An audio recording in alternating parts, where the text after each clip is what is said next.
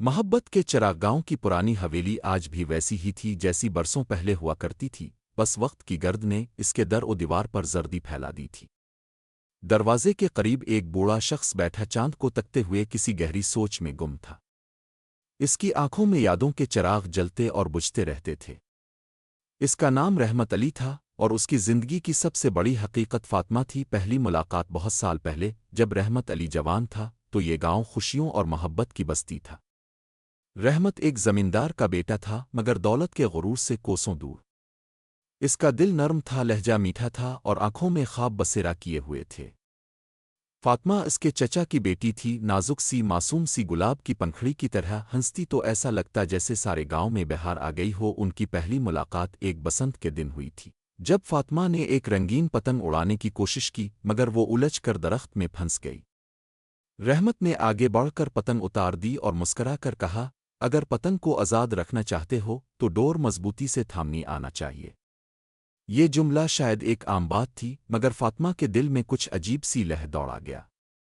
اس دن کے بعد سے ان کے دل کے دروازے ایک دوسرے کے لیے کھل گئے۔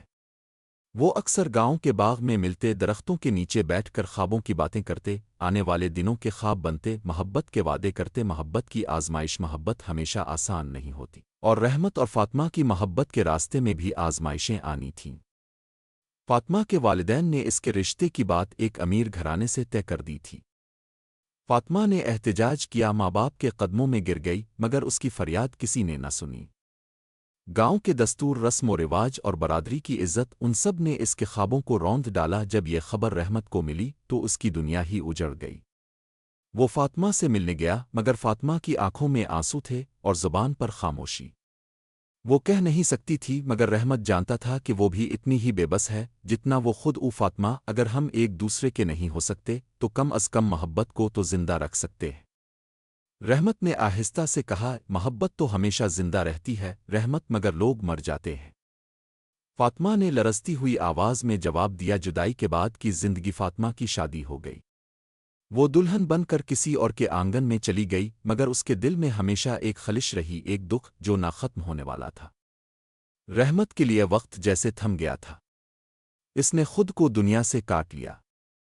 وہ اب صرف اپنی حویلی کے ویران کمروں میں رہتا، چاندنی راتوں میں آسمان کو دیکھتا اور سوچتا کہ کہیں فاطمہ بھی اسی چاند کو دیکھ رہی ہوگی۔ سال بیتتے گئے، گاؤں بدلا، لوگ بدلے مگر رحمت نہ بدلا۔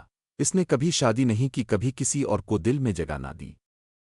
اس کا دل صرف فاطمہ کا تھا اور ہمیشہ رہے گا۔ دوبارہ ملاقات 50 سال بعد ایک رات جب رحمت علی اپنی حویلی کے دروازے پر بیٹھا تھا، اچانک کسی نے اس کا نام پکارا۔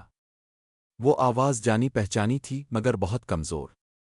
وہ کانپتے ہاتھوں سے اٹھا اور جیسے ہی سامنے دیکھا تو اس کی آنکھوں سے آنسو چھلک پڑے۔ سامنے فاطمہ کھڑی تھی۔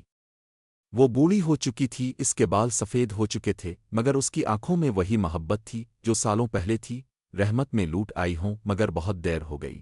رحمت نے اس کے قریب جا کر اس کے ہاتھ تھام لیے، محبت کبھی دیر سے نہیں آتی فاطمہ، یہ ہمیشہ ہمارے دلوں میں زندہ رہتی ہے۔ وہ دونوں ایک دوسرے کو دیکھتے رہے، جیسے وقت رک گیا ہو، جیسے دنیا تھم گئی ہو۔ اور پھر اسی رات جب چاند اپنی روشنی بکھیر رہا تھا، رحمت علی کا آخری چراغ بھی بجھ گیا مگر اس کی محبت ہمیشہ کے لیے امر ہو گئی۔ نتیجہ کہانی صرف دو دلوں کی نہیں بلکہ ان تمام محبت کرنے والوں کی ہے جنہیں زمانے نے الگ کر دیا مگر ان کے دل ہمیشہ ایک دوسرے کے قریب رہے۔ محبت صرف ملنے کا نام نہیں بلکہ وفاداری کا نام بھی ہے، جو وقت کے ساتھ مٹتی نہیں بلکہ دلوں میں ہمیشہ زندہ رہتی ہے۔